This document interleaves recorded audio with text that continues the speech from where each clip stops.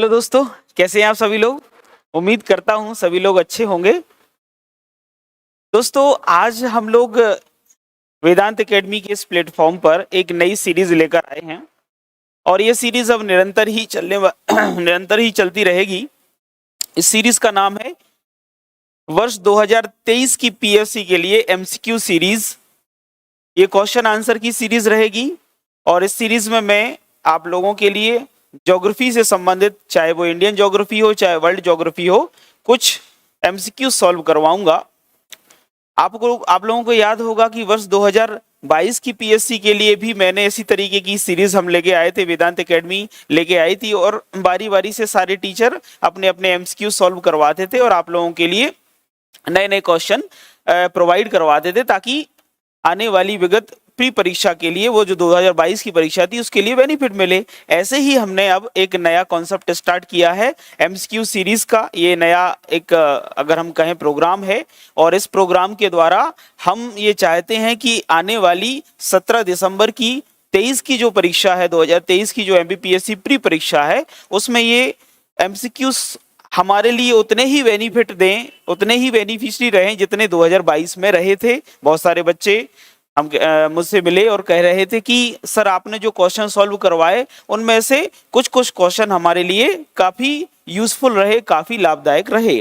तो मेरा वही एक सोच है कि आने वाले समय में, चूंकि 17 दिसंबर को आपकी प्री है, इसलिए अभी अपने पास जो 2 महीने का समय है, इस 2 महीने के समय में हम विश्व की भूगोल के जो एमसीक्यूज हैं, क्वेश्चंस हैं, और इंडियन ज्योग्राफी के जो क्वेश्चन हैं, जो हमारे सिलेबस का अकॉर्डिंग टू सिलेबस है, उनको सॉल्व करवाऊं। महत्वपूर्ण जो प्रश्न है उनको सॉल्व करवाऊं।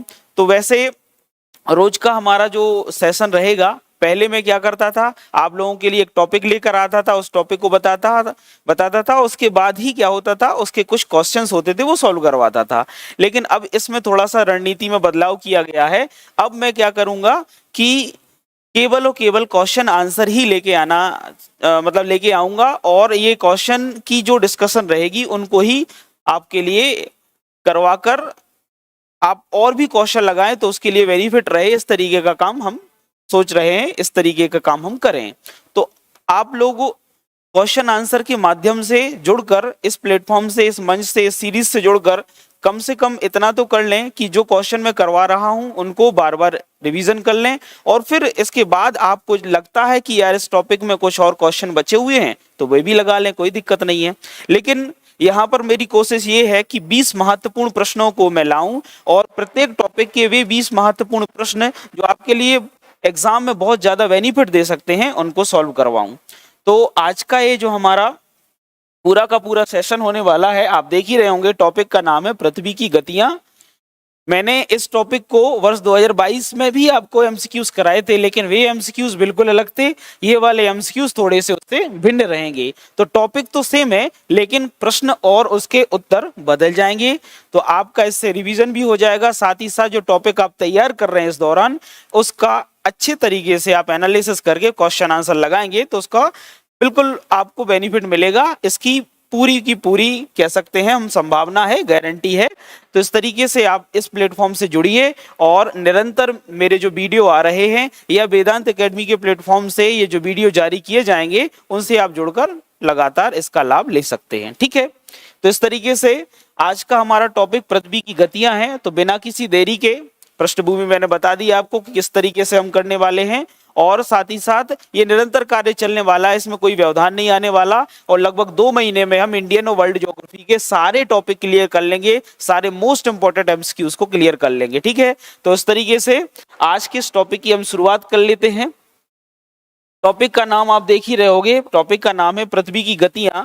अब हम सबको पता है, चूंकि हम तैयारी कर रहे हैं, तो मैं ये मान के ही ये प्रश्न सॉल्व करवा रहा हूं कि आपके टॉपिक तो क्लियर हैं, पर आपके लिए महत्वपूर्ण जो एमसीक्यूज हैं वो कौन कौन से एमसीक्यूज यहाँ पर महत्वपूर्ण होने वाले हैं। तो टॉपिक की डिस्कशन नहीं करेंगे, मैं फिर से रिपीट कर रहा हूं, टॉपिक की डिस्कशन नहीं है। टॉपिक के दौरान जो प्रश्न आ रहे हैं उन प्रश्नों का उत्तर कहां से निकाल रहे हैं वहां पर हम डिस्कशन जरूर करेंगे। तो आइए पहला प्रश्न देख लेते हैं। पहला प्रश्न बोलता है कि परिक्रमण करती हुई पृथ्वी या एक ग्रह की अपने कक्ष में सूर्य से अधिकतम दूरी को क्या कहा जाता है? देखिएगा, आप ध्यान से पढ़िएगा कि परिक्रमण करती हुई पृथ्वी या एक ग्रह की अपने कक्ष से सूर्य से अधिकतम दूरी को क्या कहते हैं? तो आपको पता ही होगा कि हम जब यहां पर देखते हैं सन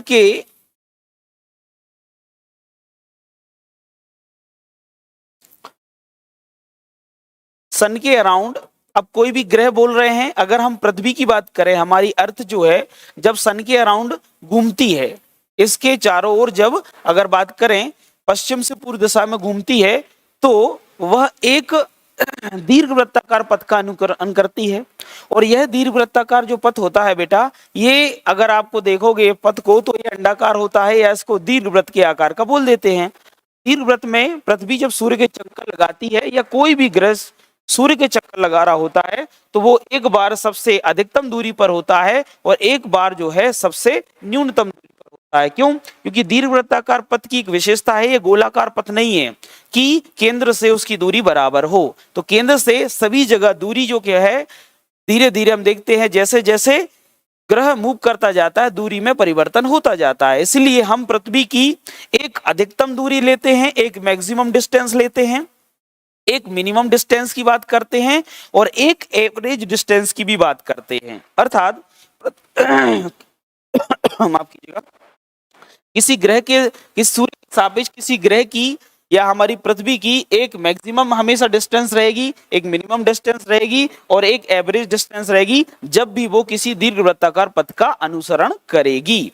तो इस तरीके से प्रश्न पूछा गया है कि जब सूर्य के सापेक्ष कोई ग्रह अधिकतम दूरी पर होता है तो इसे क्या कहते हैं? तो इसको आपने पढ़ा होगा, जब वो मैक्सिमम दूरी पर होता है या हमारी पृथ्वी सूर्य से मैक्सिमम दूरी पर हो तो इसे अपन कहते हैं बेटा क्या? अपसौर। क्या बोल देते हैं बेटा? अपसौर। और अपसौर के समय सूर्य और पृथ्वी के बीच की जो डिस्टेंस है वो 15.70 करोड़ किलोमीटर होती है। कितनी होती है बेटा? 15.70 करोड़ किलोमीटर होती है।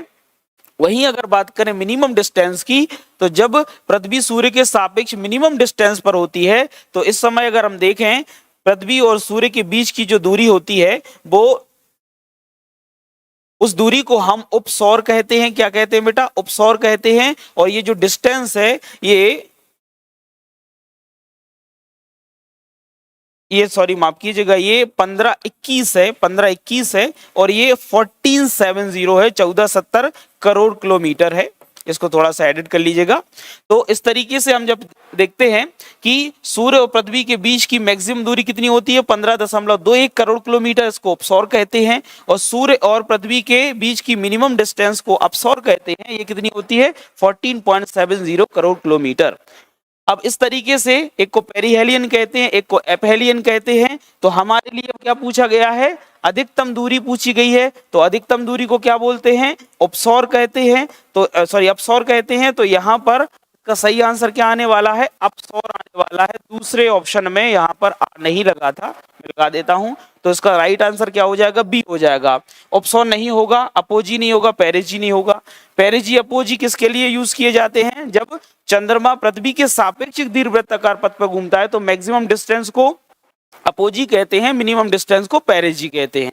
तो इस तरीके से ये सूर्य और पृथ्वी के लिए, अन्य ग्रह के लिए है, ये चंद्रमा और पृथ्वी के लिए शब्द उपयोग किए जाते हैं। तो इसका सही आंसर क्या होगा बेटा? B is the right answer. आप सब लोगों को पता ही होगा। इसके बाद देख लेते हैं दूसरा प्रश्न। दूसरा प्रश्न क्या बोलता है? पृथ्वी की उपसौर स्थिति किस महीने होती है? तो अब ये भी महत्वपूर्ण है कि उपसौर की जो घटना होती है, ये घटना बेटा हम देख पाते हैं कि इस घटना में, उपसौर की जो घटना होती है, ये प्रत्येक वर्ष उपसौर की विशेष तौर पर घटना बोल पेरिहेलियन की जो घटना है, ये प्रत्येक वर्ष 3 जनवरी को घटित होती है। कब होती है घटित बेटा? 3 जनवरी को घटित होती है उपसौर की घटना। तो प्रत्येक वर्ष 3 जनवरी को होता है अपसौर।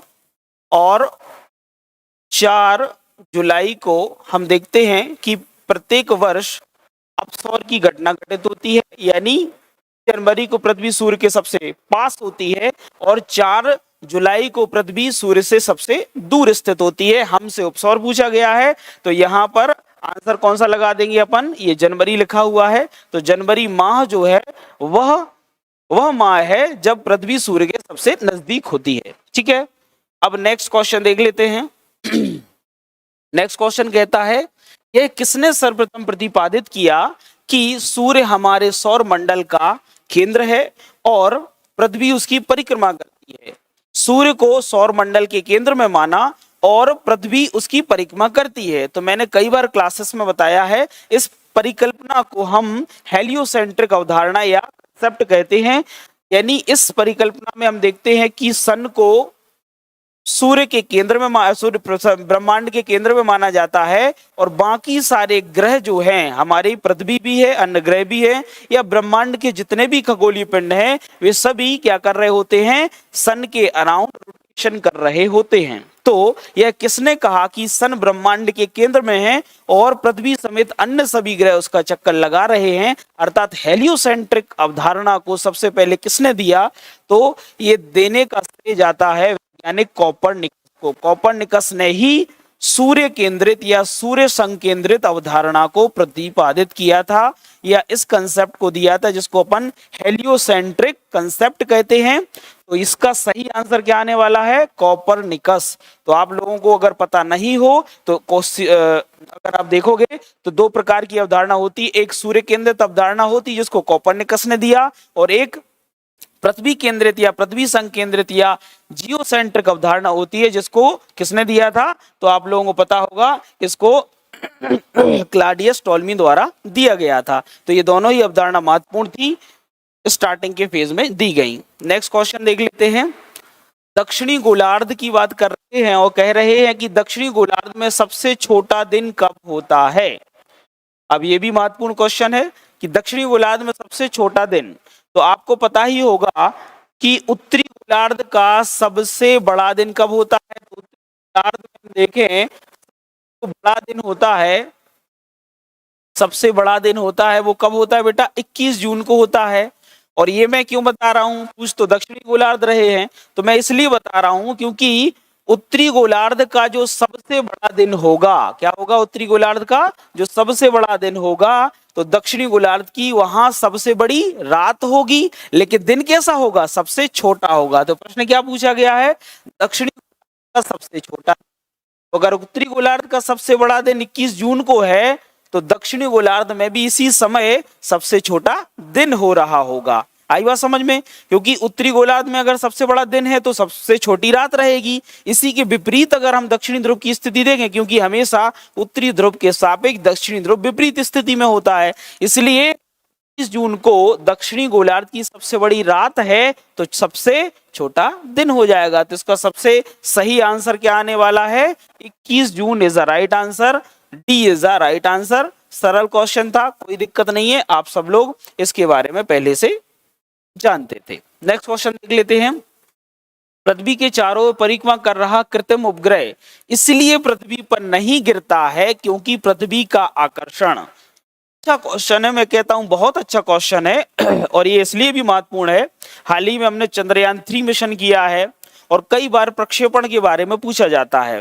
तो जब जब हम सैटेलाइट का प्रक्षेपण करते हैं तो हमारे दिमाग में या बचपन में हमारे दिमाग में एक क्वेश्चन आता था, यार ये सैटेलाइट पृथ्वी के चारों ओर घूमते रहते हैं, ये पृथ्वी पर क्यों नहीं गिर जाते हैं, इनको वहां घुमाने के लिए क्या कोई व्यक्ति बैठा हुआ है या कोई ऐसा बल कार्य कर रहा है या ऐसी कौन सी अगर बात करें थ्योरी है या सिद्धांत है जो वहां पर लगता है, या ऐसा कौन सा भाग है जो उसको पकड़े हुए वहां पर और चारों ओर पृथ्वी के घूम रहा है। तो ये सारी बातें थी, हमारे पास इसका उत्तर नहीं होता था, लेकिन आज हमारे पास चूंकि हमने जानकारी ले ली तो उत्तर है। तो जब भी किसी सैटेलाइट को हम लॉन्च करते हैं तो जब सैटेलाइट को लॉन्च किया जाता है तो उसको एक निश्चित कक्षा में रखा जाता है। ये लो अर्थ ऑर्बिट हो सकती है, मीडियम अर्थ ऑर्बिट हो सकता है, हाई इलिप्टिकल ऑर्बिट हो सकता है, जियो सेंट्रिक ऑर्बिट हो सकती है। इसके अलावा अगर कहें हम एक ध्रुवीय ऑर्बिट भी होती है जिसको सूर्य केंद्रित ऑर्बिट कहते हैं, हो सकता है। तो अलग अलग ऑर्बिट्स हैं,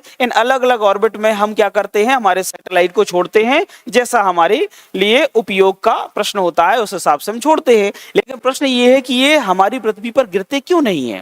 तो इसके पीछे की सबसे बड़ी वजह है कि हम क्या करते हैं, किसी भी सैटेलाइट को कक्षा में स्थिर रखने के लिए उसको इतना एक्सेलरेशन देते हैं कि वह अपनी कक्षा में बना रहे। क्यों ऐसा करते हैं हम?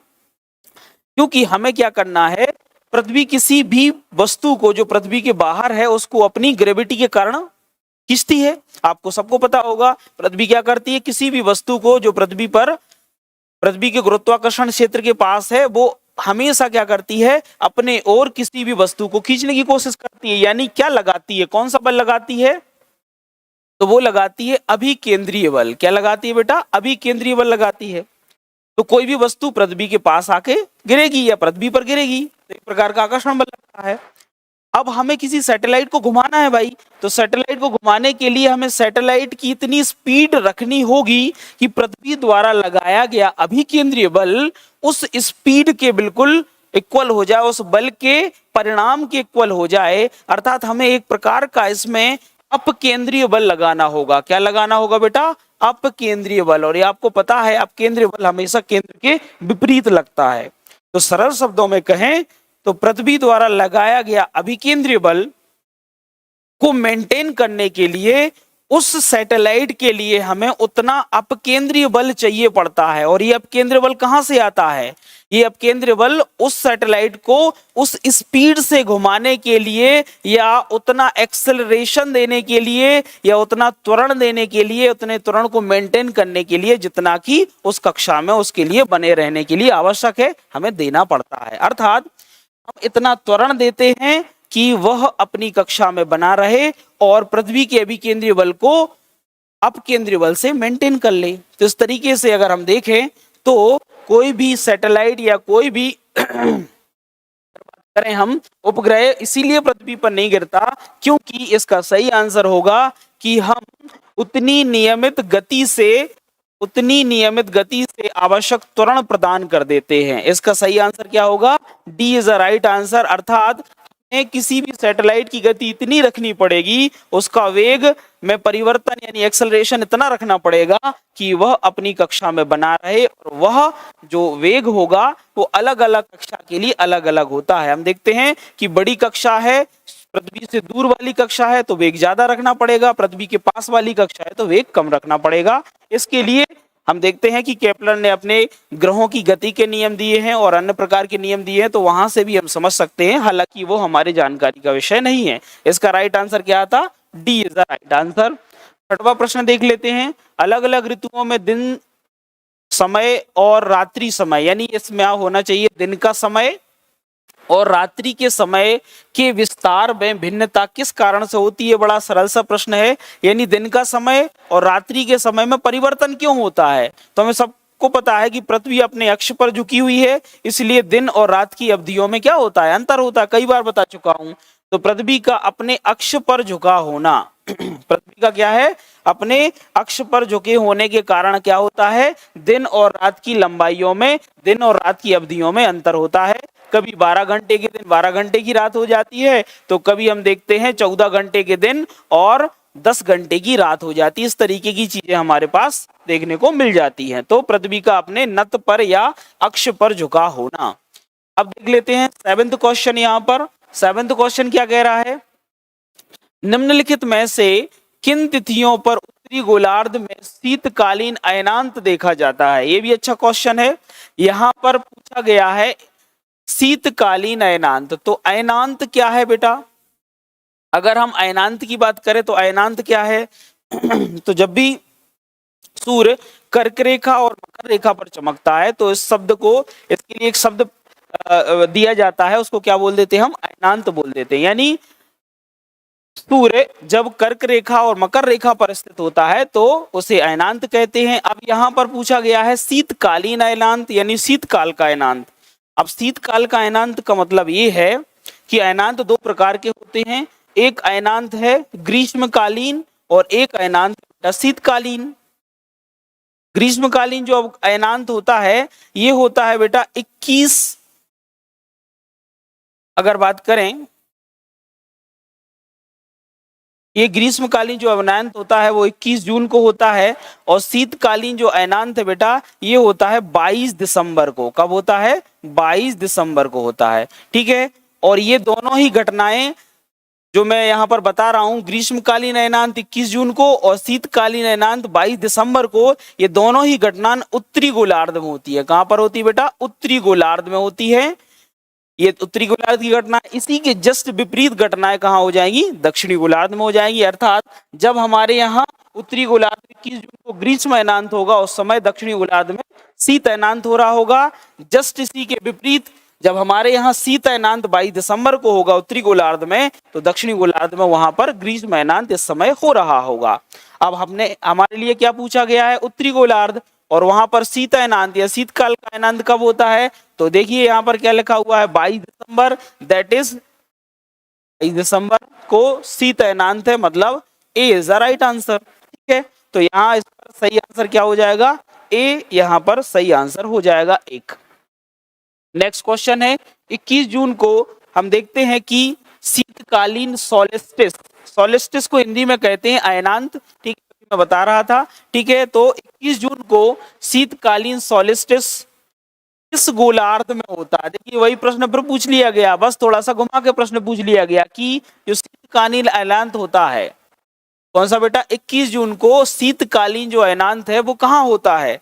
अब हमने देखा था कि 21 जून को ग्रीष्मकालीन अयनांत कहाँ पर होता है? उत्तरी गोलार्ध में। इसी के जस्ट विपरीत दक्षिण ध्रुव में क्या हो रहा होगा? शीतकालीन अयनांत हो रहा होगा। यानी इसका आंसर सही क्या हो जाएगा बेटा? बताइए आप। दक्षिणी गोलार्ध हो जाएगा इसका राइट आंसर। क्यों? क्योंकि उत्तरी गोलार्ध में 21 जून को ग्रीष्मकालीन अयनांत होता है, और इसी की विपरीत घटना दक्षिणी गोलार्ध में घटित होती है। अभी मैंने आपको पिछले ही प्रश्न में बताया था। तो ये भी प्रश्न पिछले ही प्रश्न से ही संबंधित था, बड़ा ही सरल प्रश्न था, कोई दिक्कत नहीं है। इस तरीके के सरल प्रश्न ही पीएससी पूछती है, लेकिन हमें घुमा देती है। हम जब समझते हैं यार 21 जून को तो उत्तरी गोलार्ध आना चाहिए आंसर, और हम जल्दी में इसका आंसर लगा देते हैं। क्या होता है?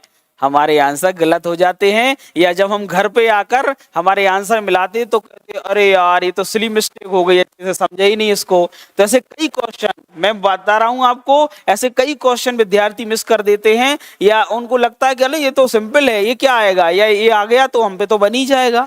तो आप इसकी गलती ना करें, बहुत अच्छे से पढ़ें, लेकिन सरल प्रश्न को गलत बिल्कुल ना करें, ये कंपटीशन को बढ़ाता है। ठीक है, नेक्स्ट देख लेते हैं।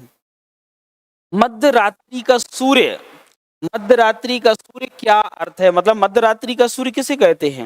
मैंने कई बार क्लासेस में बताया है कि जब सूर्य उत्तरायण होता है, उत्तरी गोलार्ध में होता है, और पृथ्वी का उत्तरी गोलार्ध यानी उत्तरी ध्रुव विशेष तौर पर, या उत्तरी हिस्सा जब सूर्य के आगे रहता है या सूर्य की ओर झुका होता है, तो ये सन है हमारी, ये अर्थ है। तो अर्थ का जब उत्तरी हिस्सा जो होता है वो क्या होता है?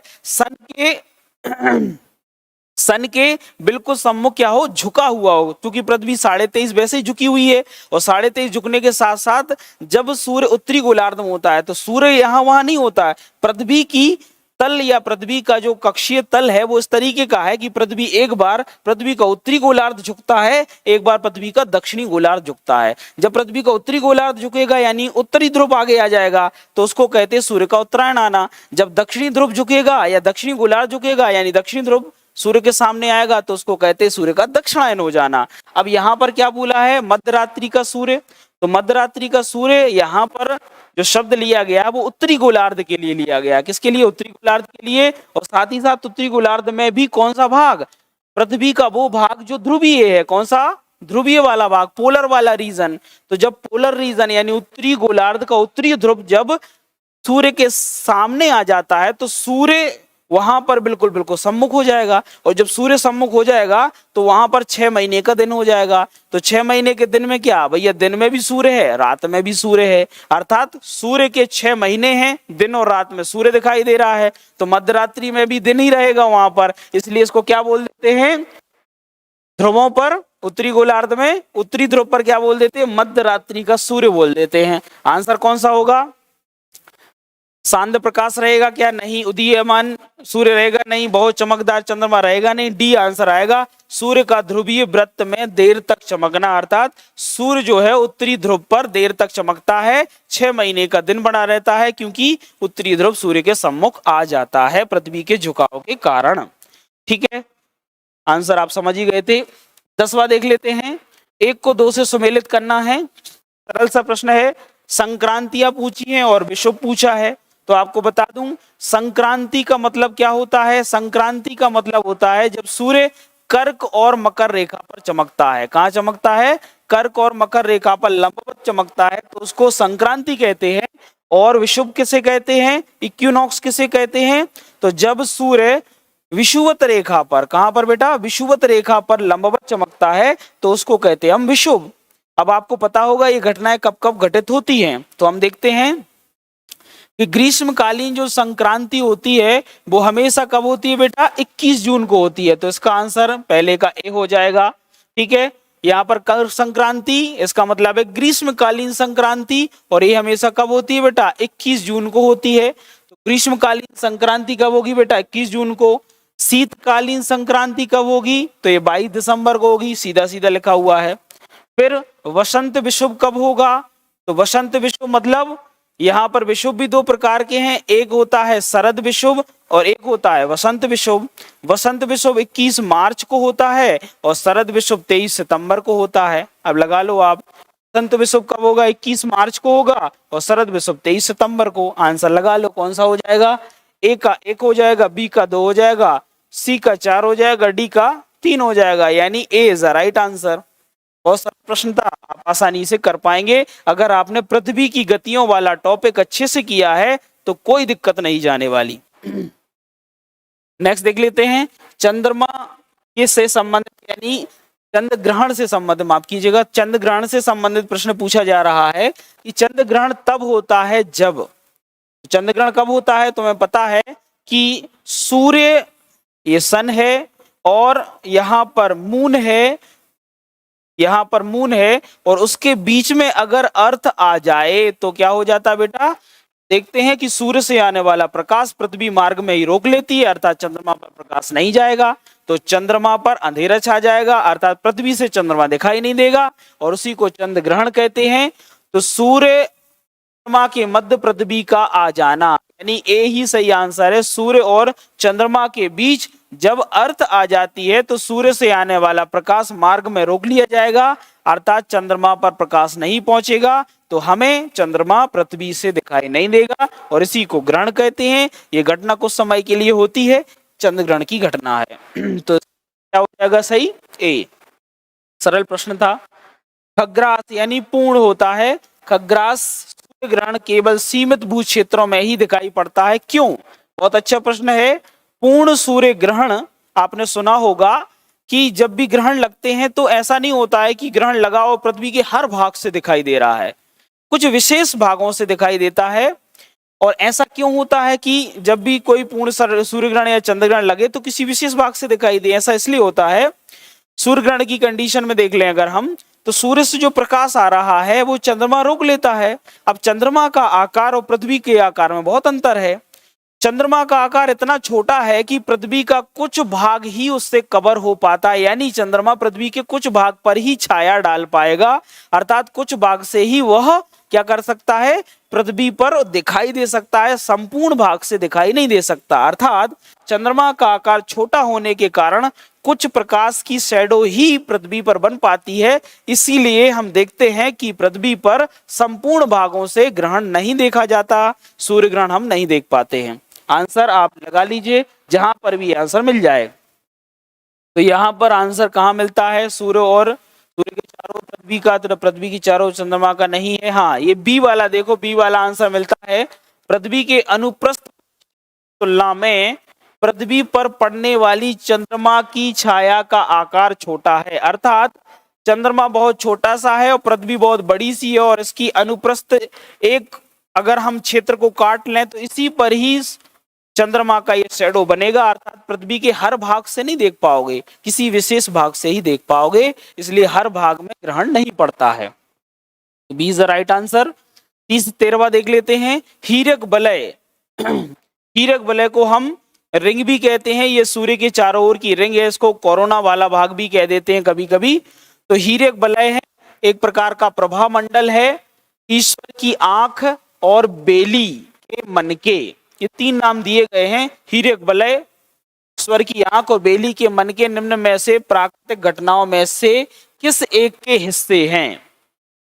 तो बहुत ही सरल प्रश्न है। जब भी आप देखोगे, मैंने कई बार पढ़ाया है क्लासेस में, कि जब भी सूर्य ग्रहण लगता है तो सूर्य ग्रहण भी दो प्रकार के होते हैं, एक आंशिक होता है, एक पूर्ण होता है। जब पूर्ण सूर्य ग्रहण होता है यानी चंद्रमा एक पूरी छाया डाल रहा होता है पृथ्वी पर, तो उस समय हम देखते हैं कि चंद्रमा के चारों ओर रिंग सी बन जाती है। उस रिंग को या उस प्रभा मंडल वाले भाग को विशेष तौर पर पक्षाम मेघ होते हैं, वहां पर हीरक वलय कहते हैं। क्या बोलते हैं बेटा? हीरक वलय, या एक रिंग, या कह सकते हैं हम एक रिंग सी दिखाई देती है चारों ओर, और इसी रिंग को हम ईश्वर की आंख भी कह देते हैं या बेली के मनके कह देते हैं। बड़े ही कह सकते हैं शाइनिंग आकार में होते हैं, चारों ओर दिखाई देते हैं। तो इस तरीके से हम देख पाते हैं कि आपको हीरक वलय या ईश्वर की आंख या बेली के मनके सूर्य ग्रहण के समय दिखाई देते हैं। कब दिखाई देते हैं? सूर्य ग्रहण। और है तो ये हमें कब दिखाई देंगे बेटा?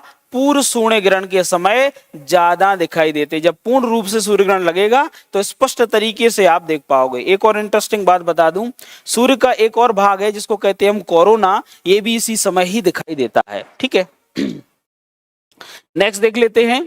14वां है सिजीगी क्या है? इसी को अलग अलग पुस्तकों में अगर हम कहें तो इसको बेटा सिजीजी। तो सिजीजी या सिजीगी क्या है?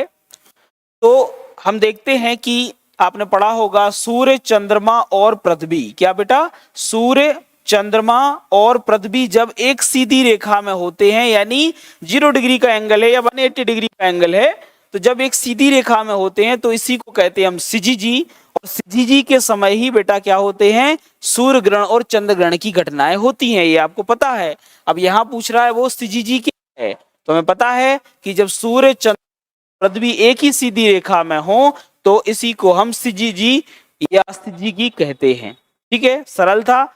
इसका परिणाम क्या होता है? हमारे यहाँ ग्रहण पड़ते हैं, हमारे यहाँ ज्वार भाटे की घटनाएं घटित होती हैं। नेक्स्ट देख लेते हैं 15वां क्वेश्चन। निम्न में से कौन सा एक कथन सही नहीं है? याद रखना यहां पर नहीं पूछा हुआ है। देख लेते हैं।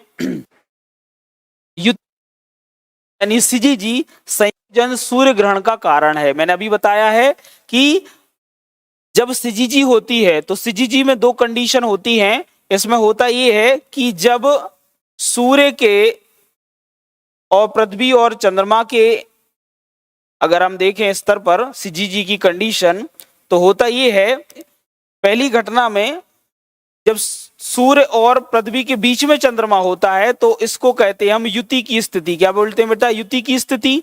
ये हमेशा कब होती है? अमावस्या को होती है। और जब सूर्य और पृथ्वी के पीछे चंद्रमा होता है, या ये कहें कि पृथ्वी के विमुख चंद्रमा होता है, तो इसको कहते हैं हम वियुति। तो इसको सरल भाषा में याद करना है। तो जब पृथ्वी के आगे चंद्रमा होता है तो उसको युति कहते हैं, अमावस्या के समय होता है ऐसा। और जब पृथ्वी के पीछे चंद्रमा स्थित होता है तो उसको वियुति की स्थिति कहते हैं। लेकिन दोनों ही स्थितियों में सिजीजी होता है, सिजीजी के ही प्रकार हैं। तो सिजीजी की स्थिति युति और वियुति की स्थिति है। और इससे हम देखते हैं कि ग्रहण भी होते हैं, ज्वार भाटे भी आते हैं, ये मैंने पढ़ाया है कई बार। तो युति वियुति पर यानी संयोजन पर सूर्य ग्रहण होता है क्या? तो बिल्कुल सही है। सूर्य, पृथ्वी और चंद्रमा की 180 कोण की एक सीधी रेखा की स्थिति युति वियुति बिंदु कहलाती है। बिल्कुल सही है। देखिए आप 180 का एंगल बन रहा है, 0 डिग्री का एंगल बन रहा है, यानी सिजीजी है। युति वियुति बिंदु प्रतिकूलता चंद्र ग्रहण का कारण है। अब देखना जरा इसको थोड़ा समझो। प्रतिकूलता स्थिति कह रहा है, युति वियुति की प्रतिकूलता स्थिति क्या चंद्र ग्रहण का कारण है? तो यहां पर हमें देखना है चंद्र ग्रहण कब लगता है। चंद्र ग्रहण तब लगता है जब पृथ्वी चंद्रमा के इस तरीके से आगे आ जाए कि सूर्य से आने वाला प्रकाश, माफ कीजिएगा, सूर्य से आने वाला प्रकाश पृथ्वी रोक ले। यानी पृथ्वी हमेशा चंद्रमा की कैसे होती है? आगे होती है, यानी चंद्रमा पृथ्वी के पीछे होता है। तो यहां पर क्या बोल रहा है? यति वियुति प्रतिकूलता चंद्र ग्रहण का कारण है, तो बिल्कुल सही है कि चंद्रमा पृथ्वी के पीछे होता है, यानी प्रतिकूलता की स्थिति में होता है, तभी क्या लगता है, चंद्र ग्रहण लगता है। तो ये भी सही है, कोई दिक्कत नहीं है। अब यहां पर आंसर 3 तो यहां पर मुझे सही लग रहे हैं। डी देख लेते हैं, युति वियुति बिंदु संयोजन केवल उपसौर के समय होता है। तो भैया युति वियुति का उपसौर से क्या लेना देना, अभी अपन ने उपसौर देखा था, सूर्य और पृथ्वी के बीच की डिस्टेंस है, इसका उपसौर से या सिजगी से कोई लेना देना ही नहीं है। अर्थात इसका सही आंसर क्या होगा बेटा, D is the right answer. अर्थात जो सिजगी की स्थिति को फुलफिल नहीं कर रहा है वह डी ही आंसर है। अर्थात इसका सही आंसर क्या होगा, डी। आई होप आपको ये प्रश्न समझ में आया होगा। अच्छे लेवल का प्रश्न था, थोड़ा गहराई का था, बस समझने की जरूरत थी। अब देख लेते हैं, वसंत ज्वार तब आते हैं जब मैंने कहा था कि ग्रहण और ज्वार का संबंध युति वियुति या सिजगी से होता है। तो यहाँ पर पूछा है कि वसंत ज्वार कब आते हैं। अब आपके दिमाग में आ रहा होगा सर मैंने दीर्घ ज्वार भी पढ़े हैं और लघु ज्वार भी पढ़े हैं, पर वसंत ज्वार नहीं पढ़े हैं। तो आपको बता दूं, यहाँ पर आपको कंफ्यूज करने के लिए शब्द दिया गया है वसंत ज्वार, यानी यहाँ पर वसंत शब्द में अगर मैं कहूं इसका एलिब्रेशन करूं तो ये दीर्घ ही शब्द है। क्या है बेटा, दीर्घ। तो दीर्घ ज्वार या वसंत ज्वार। अब प्रश्न सरल हो गया। तो प्रश्न कठिन क्या था, उसके नाम से। दीर्घ ज्वारों को या उच्च ज्वारों को वसंत ज्वार भी कहते हैं। अब आंसर आप निकाल पाओगे कि नहीं। तो वसंत ज्वार ज्वार कब आते हैं, तो आपको पता होगा कि सूर्य चंद्रमा और पृथ्वी जब एक सीधी रेखा में होते हैं तो उस समय पृथ्वी पर दोनों ही बहुत अधिक क्या लगाते हैं, गुरुत्वाकर्षण बल लगाते हैं। तो चंद्रमा और सूर्य जब क्या करते हैं, पृथ्वी के साथ एक सीधी रेखा में होते हैं तो इन दोनों का जो बल है गुरुत्वाकर्षण वो पृथ्वी पर मैक्सिमम लगता है, इसलिए हाई टाइड आते हैं। और ये कब आते हैं, ये पूर्णिमा और अमावस्या के समय आते हैं, यानी युति और वियुति पर आते हैं। तो देख लो जरा, दीर्घ ज्वार कब आते हैं, जब चंद्रमा और पृथ्वी एक सीधी रेखा में होते हैं। नेक्स्ट क्वेश्चन के आंसर पे जाने की आवश्यकता ही नहीं है। क्यों, क्योंकि इसका आंसर सही क्या है, ए इज द राइट आंसर। जब चंद्रमा सूर्य पृथ्वी एक सीधी रेखा में हो तो ग्रहण लगता है, तो ज्वार आते हैं, ज्यादा बल लगेगा, अर्थात उच्च ज्वार आएंगे। नेक्स्ट देख लेते हैं, कथनों के बारे में दिया गया है। 2 कथन है, ज्वार से ही संबंधित कथन है। पहला है, भाटा तब आता है या आती है जब चंद्रमा पृथ्वी और सूर्य एक पंक्ति में होते हैं। तो यहाँ पर ये कथन सही नहीं लग रहा है। क्यों, क्योंकि भाई लघु ज्वार भाटा कब आता है, लघु ज्वार भाटा जब आता है जब सूर्य चंद्रमा और पृथ्वी समकोण पर होते हैं। कहाँ होते हैं बेटा, सूर्य चंद्रमा और पृथ्वी समकोण पर होते हैं, तभी हम देखते हैं 90 डिग्री का ये एंगल आपको बनता हुआ नजर आए। दोनों में ही देखिए समकोण पर जब स्थित हो सूर्य चंद्रमा और पृथ्वी, तभी लघु ज्वार आते हैं। इनका सिजगी से कोई लेना देना नहीं होता है। अर्थात आप देखिएगा, ये कह रहे हैं कि लघु ज्वार भाटा तब आता है जब एक सीधी पंक्ति में हो, यानी सिजगी हो, तो इसका तो कोई लेना देना नहीं है। तो यहाँ पर ये आंसर जो ये कथन जो है वो गलत हो जाता है। दूसरा देखें, बृहद ज्वार भाटा के दौरान तट के निकट जब तीव्र झंझा गुजरता है तो उच्च ज्वार पर तरंगें ज्वारीय तरंगों का कारण बन जाती है। तो देखो, चाहे दीर्घ ज्वार आए चाहे सामान्य ज्वार आए, सामान्य तौर पर हम देखते हैं, लघु ज्वार को छोड़ दें तो सामान्य ज्वार से लगभग 40% हाइक ग्रहण कर लेती हैं। अगर बात करें ज्वार की लहरें, तो उतनी ज्यादा ऊपर जब उठ जाती हैं तो उन लहरों का इस्तेमाल हम ज्वारीय ऊर्जा को उत्पादन करने में कर सकते हैं। गुजरात वगैरह में ओखा वगैरह तट पर हम देखते हैं, या अन्य तट जो गुजरात के हैं हमारे यहाँ, या तटवर्ती जो हमारे अलग अलग कोस्टल एरियाज है जहाँ पर ज्वार भाटे की लहरों से मैक्सिमम रूप में ज्वार भाटे की ऊर्जा या ज्वारीय ऊर्जा से हम ऊर्जा प्राप्त कर रहे हैं। तो मुख्य तौर पर ज्वारीय ऊर्जा के उत्पादन का कारण होते हैं, और इसमें अगर उच्च ज्वार है यानी ज्यादा पानी ऊपर उठेगा तो हमें ज्यादा मात्रा में ऊर्जा प्राप्त हो पाएगी। इसीलिए दूसरा कथन बिल्कुल सही नजर आ रहा है। अर्थात इसका सही आंसर क्या होना चाहिए, केवल एक। यहां पर लिखा हुआ है केवल एक होना चाहिए, केवल एक। दूसरा है बी, केवल 2। ठीक है, तो इस तरीके से यहाँ पर थोड़ा सा डिस्टर्ब हो गया है। आप इसका सही आंसर क्या है, केवल 2 होगा। क्या आंसर होगा इसका, केवल 2 आंसर होगा, एक आंसर नहीं होगा। फर्स्ट गलत है, दूसरा कथन सत्य है। ठीक है, थोड़ा सा सुधार लेना, टाइपिंग मिस्टेक है। 18वां क्वेश्चन कहता है कि महासागरों और में ज्वार भाटे, महासागरों और समुद्रों में ज्वार भाटे किसके कारण आते हैं? तो अभी वही पता चला था, देखा था कि नहीं देखा, क्या देखा था, ज्वार भाटे किसका कारण है भाई, सूर्य और चंद्रमा के गुरुत्वाकर्षण के कारण आते हैं। तो सूर्य और चंद्रमा के गुरुत्वाकर्षण, तो सूर्य का गुरुत्वाकर्षण बिल्कुल सही है, चंद्रमा का गुरुत्वाकर्षण बिल्कुल सही है। और तीसरा दिया है पृथ्वी का अपकेंद्रीय बल है क्या, तो ये थोड़ा सा घुमाने वाला प्रश्न है। क्यों? क्योंकि सूर्य और चंद्रमा के गुरुत्वाकर्षण के कारण पृथ्वी पर ज्वार आते हैं, ये सबने पढ़ा है। पर क्या आपको पता है कि पृथ्वी भी हम देखते हैं कि पृथ्वी भी हम देखते हैं कि एक बल लगाती है, जिसको उसका क्या कहेंगे, उसका परिणामी बल कहते हैं। अगर हम देखेंगे इस जीगी की स्थिति है, सूर्य चंद्रमा मिलकर पृथ्वी पर बल लगा रहे हैं अगर इस ओर, तो इसी का बिल्कुल विपरीत ओर एक परिणामी बल लगता है। क्या लगता है बेटा, परिणामी बल लगता है। और इस परिणामी बल को कहते हैं पृथ्वी का अपकेंद्रीय बल। अर्थात सूर्य और चंद्रमा मिलकर जिससे अगर बात करें बल से पृथ्वी को अपनी ओर खींच रहे हैं, उतना ही बल पृथ्वी अपने विपरीत ओर लगाती है, वो भी रोटेशन के साथ लगाती है। और रोटेशन के साथ पृथ्वी के अभिकेंद्रीय बल के विपरीत जो बल लगेगा उसको अपकेंद्रीय बल कहेंगे। अर्थात सूर्य और चंद्रमा के गुरुत्वाकर्षण बल को मेंटेन करने के लिए पृथ्वी एक परिणामी अपकेंद्रीय बल लगाती है, और इस परिणामी अपकेंद्रीय बल के कारण भी ज्वार आते हैं। अर्थात तीसरा बिंदु भी सम्मिलित होगा। तो अच्छा प्रश्न था, पहला भी सही, दूसरा भी सही और तीसरा भी सही। दैट इज पहला, दूसरा, तीसरा, यानी D is the right answer.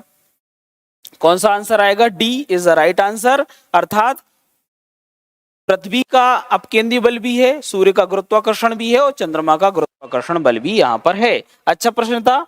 मैं कह रहा हूं कि आपके लिए जो मैं प्रश्न लेकर आया हूं, ये पिछले बार सॉल्व कराए गए प्रश्नों से भिन्न है, इसलिए इस सीरीज से लगातार जुड़े रहें और इन प्रश्नों को आप सॉल्व करें। मैं ये विश्वास दिलाता हूं कि आपको आगामी प्री परीक्षा में बहुत अच्छा इसका बेनिफिट मिलने वाला है। तो इसको अच्छे से सॉल्व करते जाएं और हमारी सीरीज से जुड़े रहें। ब्लू मून की परिघटना कब होती है, अब बताइए ब्लू मून की परिघटना कब होती है? तो आपको पता होगा ब्लू मून का, देखो नीले या चांद से कोई लेना देना नहीं है। हाँ, आकाश नीला होता है, चांद नीला नहीं होता है। ब्लू मून का कारण क्या है, आपने पढ़ा होगा, जब एक माह में 2 पूर्णिमाएं होती हैं तो दूसरी पूर्णिमा का जो चांद है वो ब्लू मून कहलाता है। ये आपने पढ़ा होगा। अब ऐसा क्यों, ऐसा कब हो सकता है? ऐसा तभी हो सकता है जब 2 पूर्णिमाओं के बीच का अंतर 30 दिन से कम हो। तो 2 पूर्णिमाओं के बीच का अंतर जब 30 दिन से कम हो जाता है तो हम देखते हैं कि एक ही कैलेंडर माह में एक से अधिक पूर्णिमा दिखाई देती हैं। अभी आप देखिए सावन वाला जो महीना था, यानी सितंबर वाला जो महीना था, इसमें 2 पूर्णिमाएं थी। एक 2 तारीख को थी, सॉरी माफ कीजिएगा, अगस्त वाला जो महीना था उसमें एक 2 तारीख को थी पूर्णिमा और एक 31 अगस्त को भी पूर्णिमा थी, यानी 2 पूर्णिमा एक साथ थी। यानी हमारा जो पिछला महीना था अगस्त वाला, वो ब्लू मून वाला महीना था। ठीक है, तो ब्लू मून की परिघटना कब होती है? ब्लू मून की परिघटना तभी होती है जब एक कैलेंडर माह में क्या होती है, 2 पूर्णिमाएं। तो एक कैलेंडर वर्ष में 2 लगातार माहों की 4 पूर्णिमाएं हों, नहीं एक ही माह में 2 पूर्णिमाएं। तो ये सही है, एक ही माह में जब 2 पूर्णिमाएं हो जाती हैं, एक ही कैलेंडर वर्ष में 3 बार नहीं, ऐसा कुछ नहीं है। तो इसका सही आंसर क्या आएगा बेटा, B is the right answer, एक महीने में 2 पूर्णिमाएं हो। ठीक है, अब अंतिम प्रश्न पर चल जाते हैं।